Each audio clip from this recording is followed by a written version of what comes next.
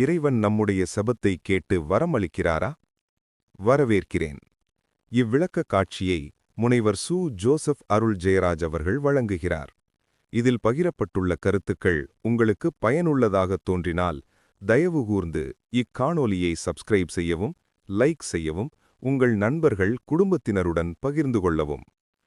வானொலியை கண்டுபிடித்த மார்கோனி சிறுவனாக இருந்தபோது அவருடைய குடும்பத்தினர் தினமும் கர்த்தர் கற்பித்த செபத்தை, த லார்ட்ஸ் பிரேயர் யை செபிப்பது வழக்கம்.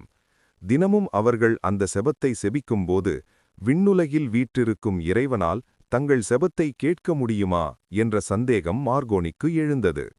அவருடைய இந்த சந்தேகத்திற்கு காரணம் மண்ணுலகிற்கும் விண்ணுலகிற்கும் இடையிலான தொலைவே ஆகும். நாட்கள் செல்லச் செல்ல நமது செபத்தின் குரல் விண்ணுலகில் இருக்கும் இறைவனின் செவிகளை எவ்விதம் சென்றடையும் என்ற மார்கோனியின் சந்தேகம் மேலும் வலுவடைந்தது.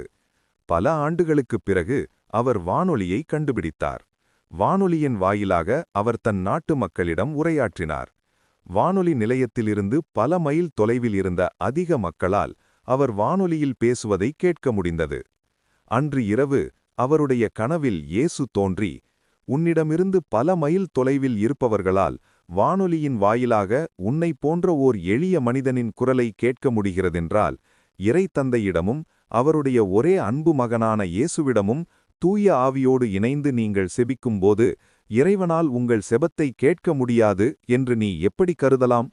மேலும் அந்த செபத்தை உங்களுக்கு கற்றுக் கொடுத்ததே நான்தான். மக்கள் அந்த செபத்தை நம்பிக்கையோடு செபிக்கும்போது அத்தகைய செபம் இறைவனின் செவிகளை சென்றடையாது என்று நீ எப்படி கருதலாம்? ஓர் இறைபற்றாளன் நம்பிக்கையோடு இறைவனிடம் செபிக்கும்போது எல்லா வல்லமையும் எங்கும் நிறைந்த தன்மையும் கொண்ட இறைவனின் செவிகளை அந்த செபம் சென்றடையாது என்று நீ எப்படி கருதலாம் என்று கூறினார். மார்கோனி ஒரே நேரத்தில் மகிழ்ச்சியும் வியப்பும் அடைந்தார்.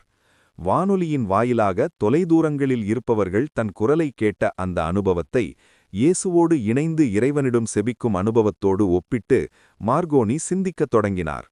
இயேசு கூறியதில் இருந்த உண்மையை அவர் உணர்ந்து கொண்டார். அந்த தருணத்திலிருந்து அவர் கர்த்தர் கற்பித்த செபத்தை மிகுந்த நம்பிக்கையோடும் பற்றுதலோடும் செபிக்கத் தொடங்கினார்.